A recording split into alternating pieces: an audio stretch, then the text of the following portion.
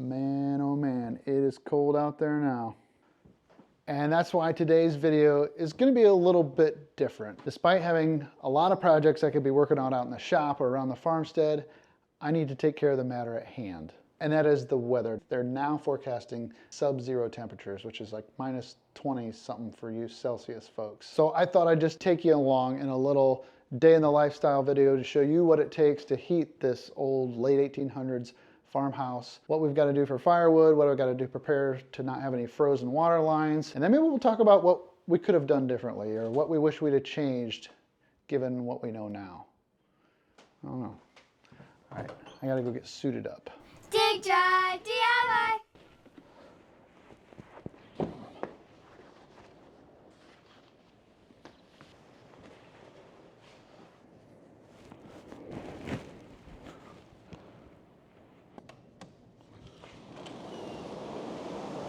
Got to winterize the basketball goal.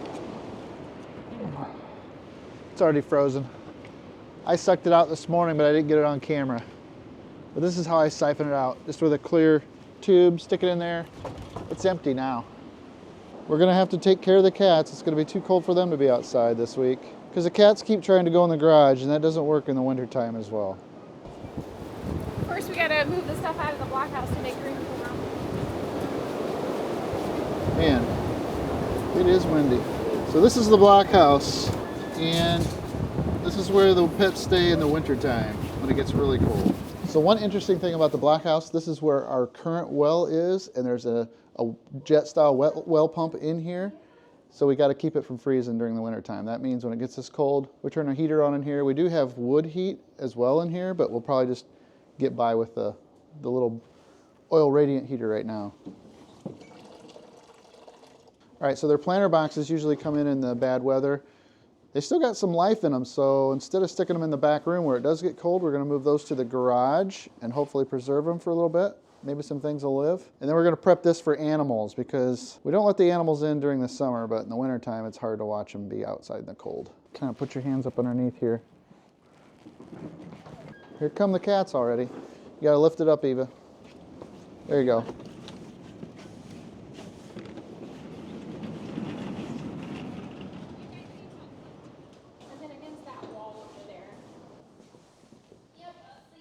Let's go, kitties. In the wintertime, they just constantly want to come in here. Oh no, smorgasbord.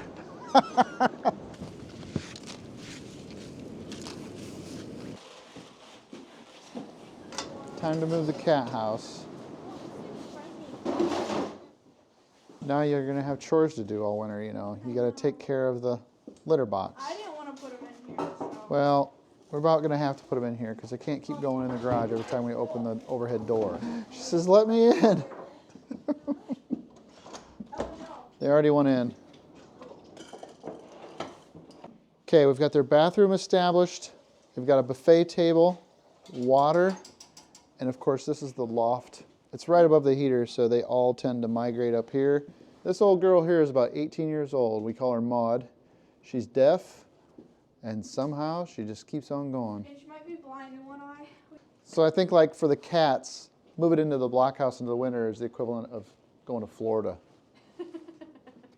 They're going to be Pretty luxurious. Yeah, they'll be fine. They do it every year. They just make a huge mess in here. Today it's 21 degrees Fahrenheit. Forecasted this week we're supposed to get down below 0 Fahrenheit, like minus 25 Celsius. And a lot of stuff starts to go wrong when it gets that cold. So now we're going to try to take care of a few of the things to prevent problems. I need to mark the driveway so that we can, if we have any snow during that time, the ground's going to be too frozen, I'm going to put my driveway markers in next. The trick to the driveway markers is this pipe, but maybe it's already too frozen. Kara says it's too frozen. She might be right. We'll find out. This pipe is the best thing for putting in these markers. I can't take credit for this. My father-in-law, Rick, devised this plan, and it just makes it so much easier to keep them straight while you're trying to put them in. We used these all for the pond, so you take those ribbons off there. Hold it, hold it. It's just starting to freeze. The ground's got like a ½ inch of frost. You can still poke through it. I hit a rock. Put them in right to just so they're sticking out of the pipe.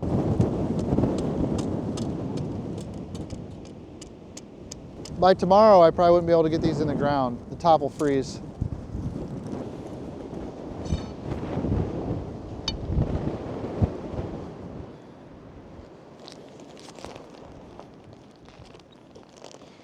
So I already winterized our well back here for the pond, but I'm gonna do just a little bit more.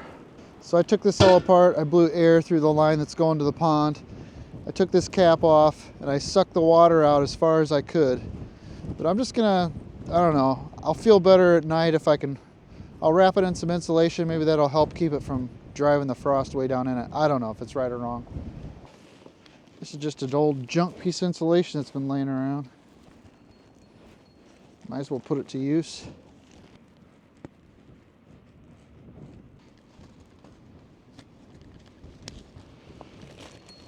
Not worried about that. There's nothing in here that can hurt.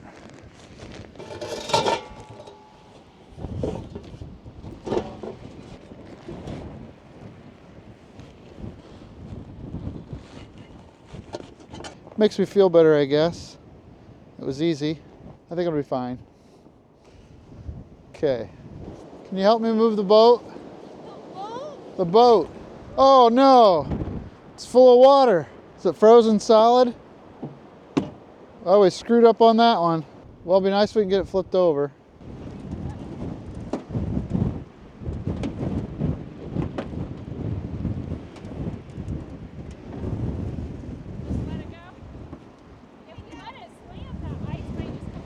Yeah, I don't know. You can try it. All right, I tried to move that last week by myself, but it was too heavy. Now it's got water in it, so.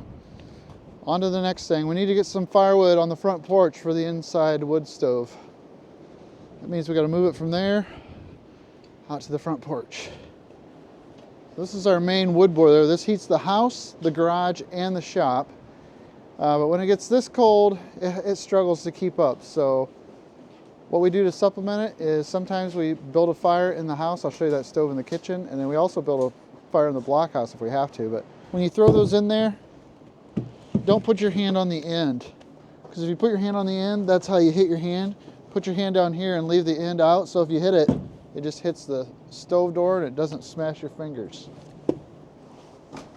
We just need to transport some of the littlest wood from here up to the house, the front porch, and that way we can maintain a fire up there because, yeah, you think it's cold now, but it's gonna drop like 20 degrees yet, so. We're gonna fill the wheelbarrow twice to haul it to the front. Just get the, it's already frozen, isn't it? I pulled it. Oh, that's way too big. Okay, you push, I'll pull. It's icy.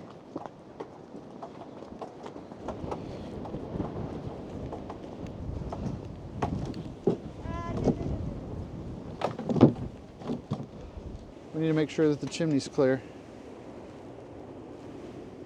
Now, the trick is, can we see up there? Dad, you should look up the chimney. And then you look up and then start and then you cut to the video. You know the meme video that's James Charles? It's so funny. Chimney looks good and clear. All right. So everything looks good in the chimney. Okay.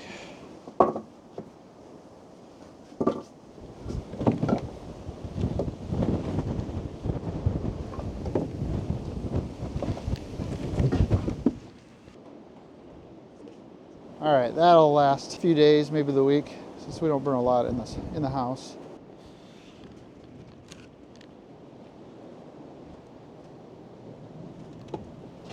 Got the boiler topped off for right now. It's almost lunchtime. I think we're in pretty good shape outside. I've got the blockhouse we always need to keep an eye on because there's water out there. And so I make sure that doesn't freeze by having the salamander in here. So when things get really bad, I can fire that up and within 5 minutes have this heated. I didn't mention it, but this blockhouse is heated with corn cobs, like ground up corn cobs. I've shown it in a video before, but you can check it out there in the window. It's kind of running out the cracks. These walls are really thick. They're black on the outside and then it's framed up on the inside. The walls are full of corn cobs and the whole ceiling is full of corn cob insulation. So it stays nice once you get it warmed up. Cats seem to be getting along just fine. I'm looking south right now. When the wind is out of the southwest like it is today, then this sink against the wall here this is subject to freeze. So that's one thing I'll have to keep in mind. When it starts to get really cold, I will leave this drip. We also have water in the garage, and this will freeze up too, give it a chance. But I really helped it a lot by, I cut a hole in the wall right where the water line comes in. I put that grate in there so that we can allow heat from the floor to get up in there, and that has kept it from freezing. But when it gets really bad, I'll leave this sink drip as well. Hopefully it's not frozen yet. Not yet. The garage has radiant in-floor heat, and it is excellent. It's great at melting the vehicles off when they come in and they're all covered with snow, and once you have a heated garage, it kind of spoils you.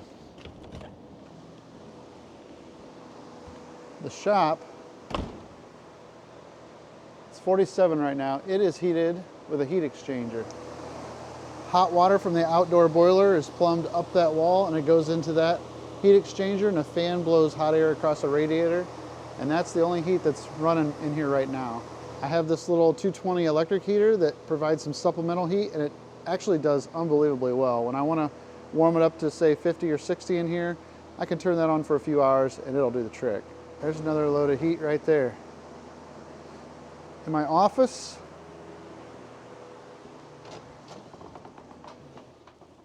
there's water in my office too, so we've got a little radiant heater in here, and that thing on its lowest setting keeps this super nice in here. So no problems with freeze in this room. All right, I think we're done outside for now. Most of the preparations are done. I'm gonna go back inside the house. I'm gonna show you how we kind of keep things warm in there. Oh, first off, I'll stop off at one of the biggest questions I'm gonna get down in the comments. Undoubtedly, when I do any kind of video that shows how much wood we have to burn or how much work it is, someone says, why don't you just install a propane furnace, burn propane, and call it a day? That's actually a great idea, because we have propane. We can burn propane or wood to heat the house, but the propane doesn't do anything for the garage right here or the shop like I was showing you. So if it gets super cold, I can switch over to propane and supplement the heat in the house, and we oftentimes use that in the spring when it starts to warm up, or in the fall when it starts to get cold. So yeah, we got options. I'll show you a few more options in the house.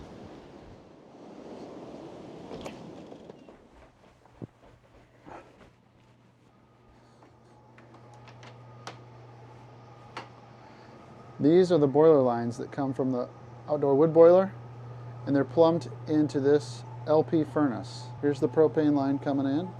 So the propane burners are in this top part of the furnace, and then the lines from the boiler go in here to a plenum. It's like a radiator.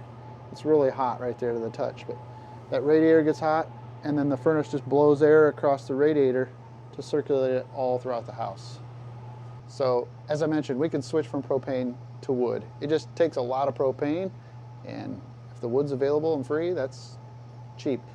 You feel more comfortable opening your garage doors every day, opening the shop doors every day, and letting the heat out when it's just firewood. That's the biggest motivator for it. Without the shop and the garage, we wouldn't burn nearly as much wood, but I like having that stuff heated. Oh, here's the garage system. The water lines from the boiler come in right here, and then there's two sets that are plumbed over this direction. They come up right here. Here's a mixing valve that mixes cold water from the return with hot water from the supply. And then there's a pump that supplies hot water to the floor in the garage. That goes all the way to the garage. And when the thermostat in the garage calls for heat, it turns this pump on, and then it circulates it in the floor. When the thermostat gets up to temperature, it shuts off. Now, inevitably, 1 or 2 weeks out of the entire year, it gets so cold that the wood has a hard time keeping up, because the garage runs nonstop, the shop runs nonstop, and the house almost runs nonstop. So it is laborious during those times, and it makes you wonder whether it was the right choice. But you know, it's 2 weeks out of the year. A lot of people want to suggest improvements too, and that's a good point. We could make some improvements. There's probably things that we could have done differently when we remodeled the house, but we're kind of stuck with it now. Ooh, there's Penny. Are you staying warm? Got your coat on.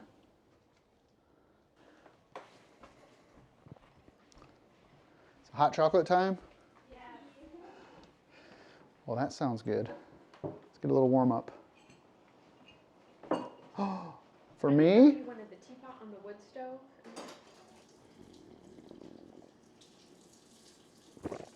delicious. Thank you.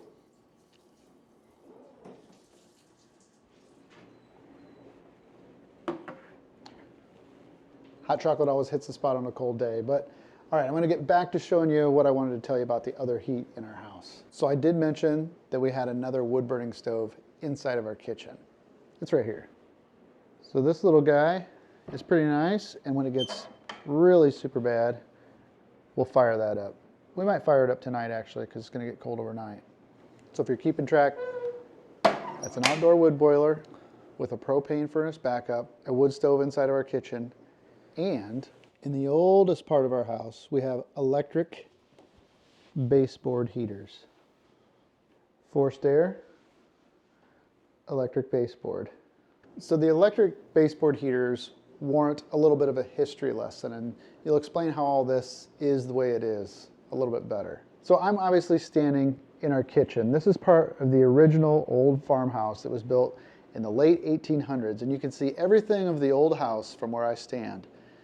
That's the old dining room where we still keep a dining room table.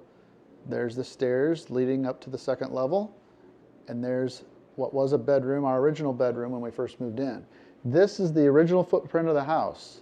That room, and this room, and then the image is mirrored upstairs with a second story where we had a bedroom, a loft, and another bedroom. At one time, right where that door is, they had added a bathroom on that was only as wide as the wall is over there. So there's a small bathroom, and this right here used to be the entry door in and out, and there was a small little entry foyer where the washer and dryer sat. So we were married in 2003, and by 2006 we decided that we wanted to remodel the old farmhouse. We knew that we wanted to start a family, and there wasn't going to be quite enough room, plus we wanted to make some improvements, and we knew the old house was cold, and we thought the majority of that cold was the windows. The previous windows were bad. So that's one of the first things we did as part of the remodel. Not only did we add on a good bit of square footage, but we replaced all the windows. And in retrospect, they weren't the greatest windows, but we did what we could to save money. We probably could have done something a little bit more for $6,000 or $10,000 more, but at the time in 2006, money was tight. And so, we just did what we could. Before we re-sided, we wrapped the house with house wrap. It already had like a 1/4-inch foam insulation board wrapped around the outside of the original siding. And at one point in its life, they had blown cellulose insulation in the walls. So we really believed that if we replaced the windows, it would improve the draftiness of the old house. And it did. It did quite a bit. So the baseboard heaters were in here originally before we ever remodeled the house. And fortunately, they still work, and they come in handy because the house is still not as tight as what we'd hoped it would be. A lot of people comment in the videos when we're burning so much firewood, and they say, why don't you just re-insulate? Well, yeah, Mr. Obvious, why don't we? Well, it's tough on an older house. I need to look into more, the spray foam options that they've got now. They kind of put holes in the side of the house or peel the siding off, stick a hose down in between the studs from the outside, and they can fill it up full of spray foam, and they might be able to spray foam in the crawl space below the old house. There's probably a lot of things we could do to improve it. It's always been cost inhibitive in the past. Yes. But it might be more obtainable now, fortunately. So we are going to look into that and make improvements. One thing she wants to do in this room in particular where we're standing, this has still got the old original paneling on the walls, and we have painted it and fixed it up and tried to make it look nice. But if we strip down the walls in here, we could re-insulate from the inside, and that would go a long ways too. So we could probably... Ceiling. And the We'd ceiling. like to say goodbye to the ceiling. So we could accomplish this room. So having said all that, that brings me to the title of this video. We would have done a few things differently. What would we have done differently knowing what we know now in 2023 that we didn't know when we were newlyweds in 2006? Well, we've been married 3 years, but I know that we tried to save money any way we could. That's why we put a wood stove in the first place, because I could cut wood and it's free. People are quick to say, gosh, that's a lot of work, and I just burn propane, or I just install natural gas, or I'd install geothermal. Those were all great ideas, but very expensive options. And when you're... and we both grew up burning wood. Yeah. And we know, how much our parents saved doing that.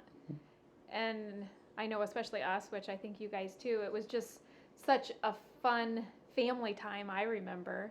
Oh, get yeah. in the trailer and the tractor, and we'd go back to the woods, and Mom would pack snacks and make hot chocolate, and Yeah. it was just something we always did, and I had such great memories from it. And Me too. I mean, yeah, it's work, but I still enjoy cutting wood, but like everyone finds out, the older you get, the less fun it starts to get. it's not as appealing anymore. So yeah, if we could have afforded it, better windows, definitely at the top of the list of things to do. I wish we would went to better lengths to insulate it then. It was just all a matter of money, though. We were basically trying to pay for it as we went, all the remodeling, pay as you go, and we were saving everywhere we could. And that's why we wound up with Firewood. That's why we wound up with cheaper windows than what were, we only did single hung windows downstairs because we could reach them from the outside to clean them. And save a couple more thousand or whatever it was. That then, saved us like $2,000 or $1,500, $3,000 I or don't something. remember. And then upstairs we did double hung windows so that you could clean them all from inside the house. So it was just little stuff like that. Our neighbors helped frame it for nothing. It's easy 20 years on to say, Coulda, shoulda, woulda. coulda, shoulda, woulda. But it's not that easier when you're in the thick of it and Yeah, you're just scraping by and trying to make improvements. in our 20s. Another thing I wish we had done or done differently was planted a row of Yes. arborvitaes or something Yeah, like my parents had. as a windbreak. Yeah. Her mom and dad's old house had arborvitaes on both sides, and it was a total different experience. I mean, Yes.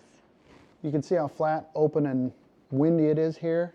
Those arborvitaes do wonders for that. So if we'd Well, planted that them was back one in- of the first things I noticed when we got married, moving away from home. I'm like, oh my gosh, I had no idea how windy it was because we had 2 rows on both sides of the house and just cut Yeah. so much wind. I mean, it was Yeah. amazing. But yeah. we should have done that. And then every year that goes on, I think, well, we're not going to get the benefit of it. But Yeah.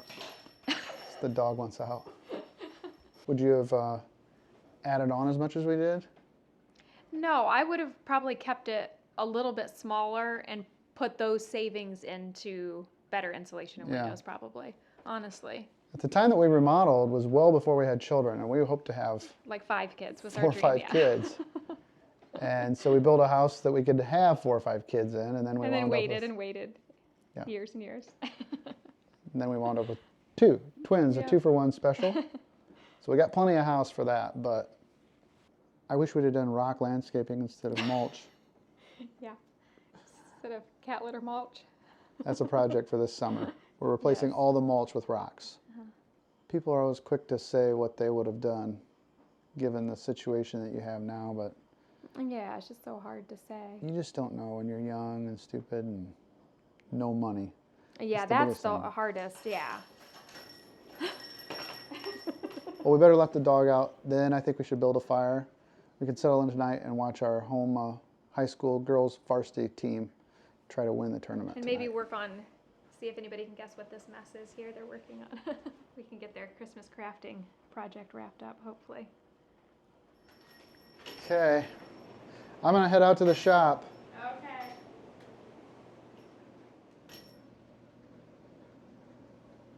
Excuse me, haven't seen the recall or even take a free, let alone make one.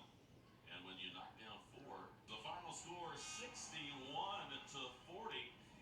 Well, it didn't go the way we wanted it to for the Lady Warriors tonight, but it was a great attempt. Runners up for the championship title. That means the only thing I got left to do is go out and fill the stove one more time.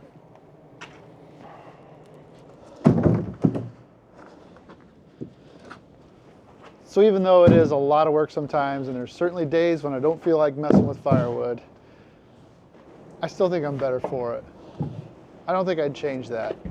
I know we've saved money over the amount of years that we've burned firewood, and well, I think it just builds character, and I'm glad my girls get to do the same thing my wife and I got to do. So if I'd have known then what I know now, I'd have said, yeah, let's burn wood for at least 20 years, maybe more. How much longer is yet to be determined, but I know one thing. It's cold, and I got to edit this video that you're watching. So thanks so much for clicking on it. I hope you liked it, even though I know it was different than what I normally do. But we'll be back to projects sooner or later. And if I'm lucky, you'll be there to check it out. Thanks so much. Good night.